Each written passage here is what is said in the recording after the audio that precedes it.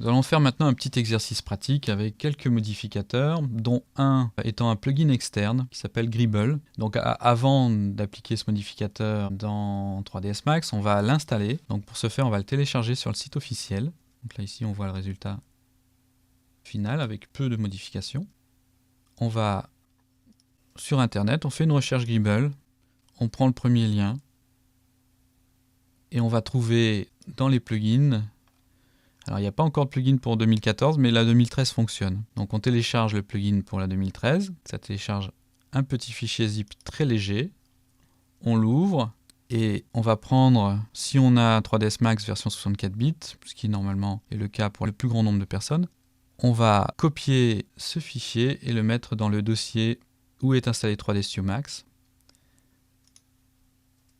Donc, souvent, c'est le C, Programme, Autodesk, 3ds Max 2014, et on a un dossier plugin dans lequel on va glisser le fichier Gribble 64.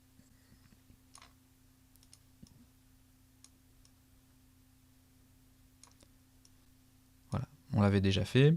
Donc une fois que c'est fait, vous pouvez fermer 3ds Max et le redémarrer. Une fois redémarré, le modificateur sera disponible dans la pile des modificateurs, notamment ici, Modifier List, à la lettre G. On va réinitialiser la scène. Je fais d'abord une boîte.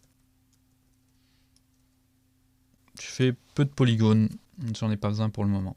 Je vais ajouter le modificateur FFD 222, Freeform Deformation. Ça va me permettre de déformer l'objet en allant cliquer sur le petit plus et en sélectionnant, activant Control Point. Je passe en mode sous-objet du modificateur. Donc maintenant, je n'édite que les points de contrôle du FFD et je vais pouvoir gérer les différents points de contrôle. Ici, je vais prendre celui-ci avec la touche contrôle. Je prends l'autre du dessus et je déplace vers le bas mes deux points de contrôle. Je vais aussi prendre les 4 points de contrôle ici d'un seul coup, utiliser la fonction Scale. Dans ce cas-là, en tant que mode sous-objet FFD, on n'a pas de problématique avec le Scale. Et là, ici, je vais réduire selon l'axe X, le Scale ici. Je vais repasser en mode déplacement. Je vais, en vue de profil, monter légèrement mes points. Maintenant, je vais prendre les FFD derrière le vaisseau et utiliser la fonction Scale de manière à élargir. Voilà.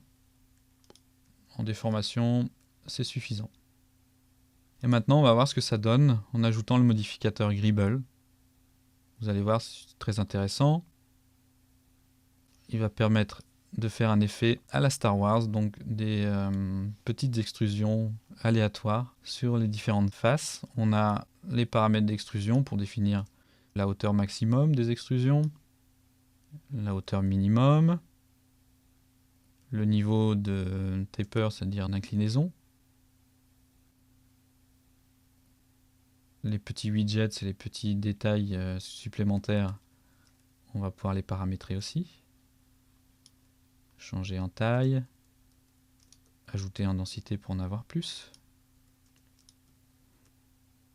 Voilà, donc là ici on commence à voir quelque chose d'intéressant. Alors Gribble s'applique sur les faces, les polygones de l'objet, on a peu de polygones. Donc si on veut ajouter un peu plus de détails pour faire un objet encore plus complexe, ce qu'on peut faire, c'est ajouter un modificateur avant Gribble. Donc je vais descendre d'un cran dans la pile des modificateurs et je vais ajouter le modificateur Tessellate qui va appliquer une tessellation, c'est-à-dire ajouter des polygones à mon objet. Et là ici, par défaut c'est en triangle. Gribble est plus à l'aise avec les rectangles. Donc je vais mettre en mode rectangle. Et je peux ajouter des itérations si je veux ajouter en détail. Bon, là ça devient un peu trop. Avec Gribble.